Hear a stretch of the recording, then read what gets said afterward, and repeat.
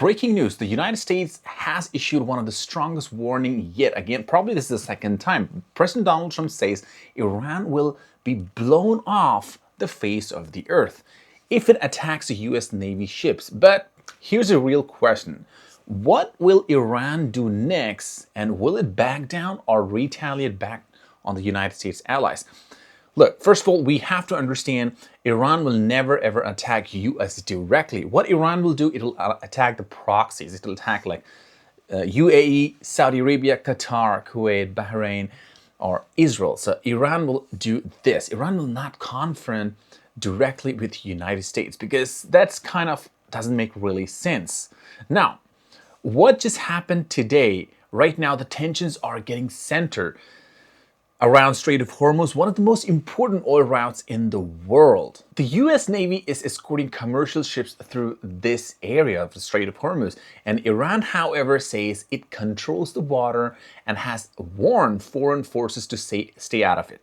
Now, in the last 24 to 48 hours, the US says it destroyed the Iranian boats. Well, it did, because 5 civilians were killed. That's what Iranians claim. But on the other side, the US denies that. So it's kind of like a nasty game here. Now, Iran claims it forced US ships to retreat, means to go back. Missiles and drones have reportedly been involved from the both sides. Iran is probably pushing US back not to involve in this Strait of Hormuz, because this isn't just political talk. This is an active military standoff from the both sides, especially from Iran. Iran is not backing down, and Iran is now, it has proved that it can confront the United States. Means it's not afraid of any power in the world. So that's the confidence Iran is holding right now. So on whose favor this war is the most? Okay, Iran is kind of winning this war as what I see. And because if you go back to the history of Iran, whoever attacks Iran, probably the kingdom was crumbled, because the geographical structure of Iran is way too difficult. It's so complicated, no one really understood till today. If this escalates, it's not about the US and Iran alone. The Strait of Hormuz handles a huge portion of global oil supply. As you know this, any disruptions in there could spike the oil prices, which is right now happening, sitting around like more than $120 a barrel.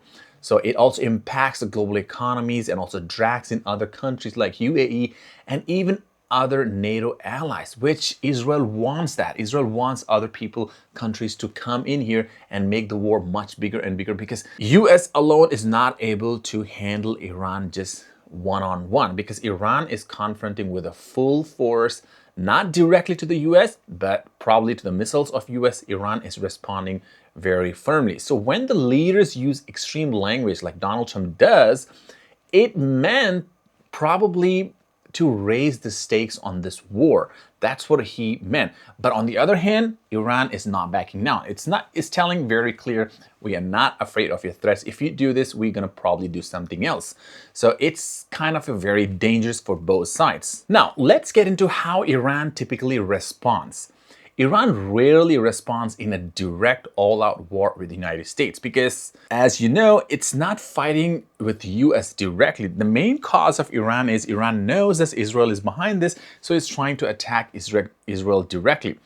Instead, Iran usually uses the proxy forces like the regional wars or drone or missile attacks on the neighboring countries like Middle East countries, or cyber operation. This is what Iran does. And Iran, for them, because the reason Iran does is Iran doesn't want these countries to host their US military bases in their country just for US to make it easy to attack on Iran. This is what Iran doesn't want. So if it does, of course, Iran is going to attack on those countries. So these countries will just back down and the land will stay clean, and that's how Iran wins this war. It's something very complicated.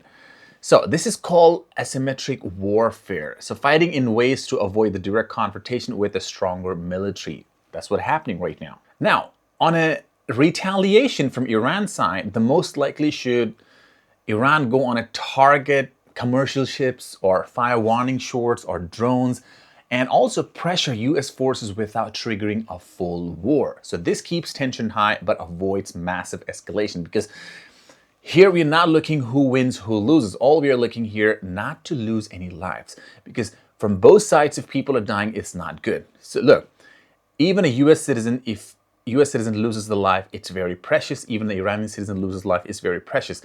It's about the two leaders who doesn't understand, and all the innocent people are dying.